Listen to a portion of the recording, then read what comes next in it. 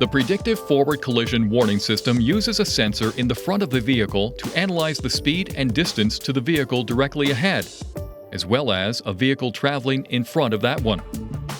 The Predictive Forward Collision Warning system operates at speeds above approximately 5 kilometers per hour. If a risk of a forward collision is detected, the system provides the first warning to the driver by flashing the vehicle ahead detection indicator with an audible warning. Perform the following steps to turn the system on or off. Press this button on the left side of the steering wheel until settings is shown on the vehicle information display.